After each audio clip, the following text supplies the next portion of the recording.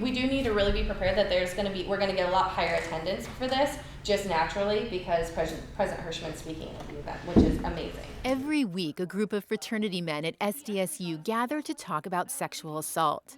This class is called Frat Manners. The guys volunteer to take it, and they get college credits. Outside of class, they hold workshops to educate their peers. Wesley Episcopo has led plenty of workshops. He's a member of Sigma Phi Epsilon, one of the largest and most popular fraternities at SDSU. That class is honestly the best class I've ever taken on campus. Why? Well, you surround yourself, it's specifically for Greek men. So you've got, friends of your chapter, you've got friends in the other chapters, and it's cool to just bond together and see other members, on the campus who are concerned about this. They have reason to be concerned. At SDSU, 2 alleged sexual assaults have taken place at fraternity parties since the beginning of September. At Cal State San Marcos, an entire fraternity is under investigation by the school for multiple sexual assault reports. Fraternities compete for pledges. While philanthropy and leadership opportunities are a thread of Greek life, it's the parties that really make the case to potential pledges.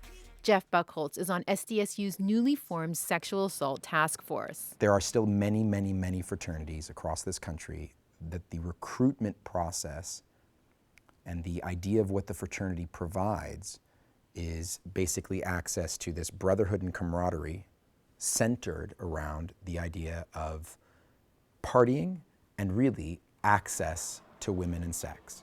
There's that big ego part where it's like, oh, you gotta, go out and get laid tonight. Like everyone's like, yeah, go get laid, go get lucky, go have a great time, And I feel like sometimes a lot of the members take that the wrong way. Then there are the fraternity parties. Loud noise, dark, lots of people, plenty of alcohol. I mean, that's like whenever someone talks about, a rape situation, they involve those 4 general topics. And if you say those 4 things, it kind of sounds like a fraternity party. Buchholz is quite clear on pointing out that your average fraternity man is not a rapist.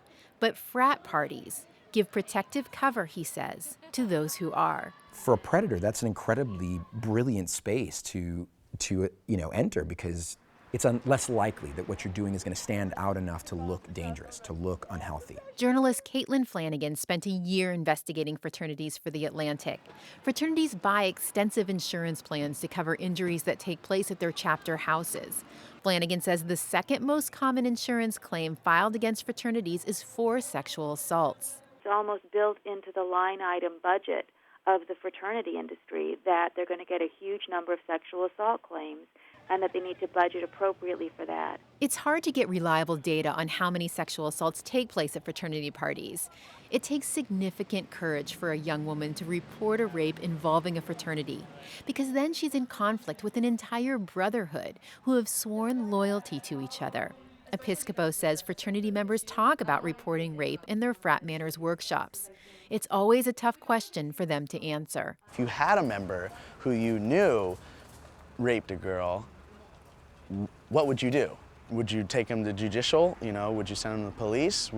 Understanding that your chapter at large might be in danger?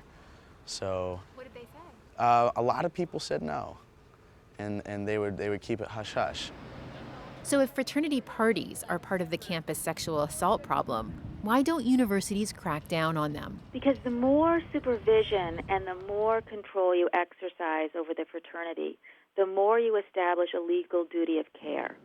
And once you've established a duty of care, when the lawsuit comes in, you're on the line. Randall Tim, the head of SDSU's Student Life and Leadership, says his office regularly advises the fraternities of the various rules they have to follow. The university has suspended 3 fraternities in the last 5 years for violating those rules. Phil Ortiz went to San Diego State and is a member of the Phi Kappa Psi fraternity. He's a former president of Frat Manners.